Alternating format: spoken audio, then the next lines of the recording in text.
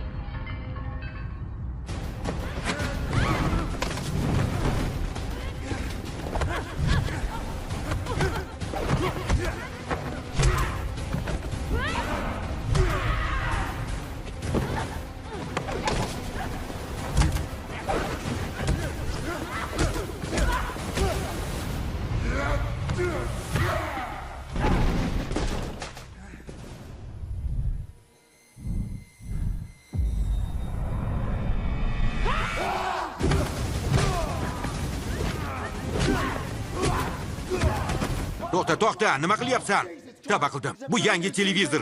Uni ustiga akalar. Eng yaxshi novvoy serialning oxirgi seriyasini ko'rmadim qada.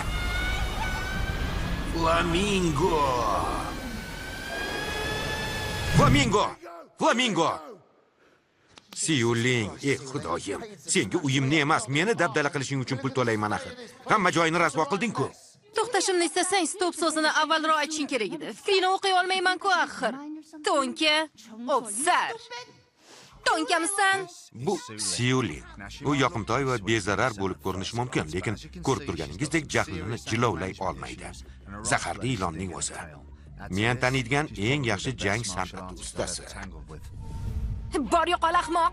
Uni ilk marta oldimizdagi barda ofitsiant bo'lib ishlagan paytida uchratganman. U beshafqat Hong Kong ko'chalarida o'sgan ko'rinadi. Hamda buyuk Wong He-hunning avlodi hisoblanadi. Sho'rvalardan ko'ra jang san'atini yaxshiroq tushunadi. Ertalab chap yoni bilan tursa bormi? Kun davomida nimalarga qodir bo'lishini hech kim topa olmaydi. Kechirasiz. Bu yerda sizga qancha to'lashadi? Ko'proq maoshga nima deysiz? Men Xitoy tilini bilmayman. Nima deyapsan? Inglizcha gapir. G'irt to'nkasan. Baland ovozda gapir. Senga aytganman, Fallon. Flamingo demasang to'xtamayman. Men esa kelishib oldik deb o'ylagandim. Hech qanday xalq harakatlar kerak emas. Maqsading nima edi? Meni fazoga uchirmoqchi bo'ldingmi? Buni ustiga qimmat vazamni sindirding.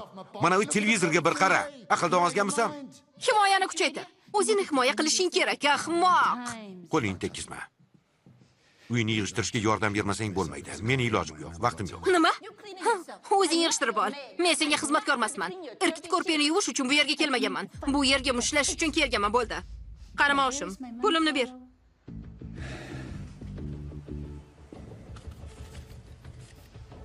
Juda yaxshi. Yaxshi jang. Keyingi haftaning o'rtalarida ko'rsa kerak. Ehtimol shundaydir. Ehtimol undan oldinroq meni ko'rarsan. Yana ham kim biladi, ko'rishguncha.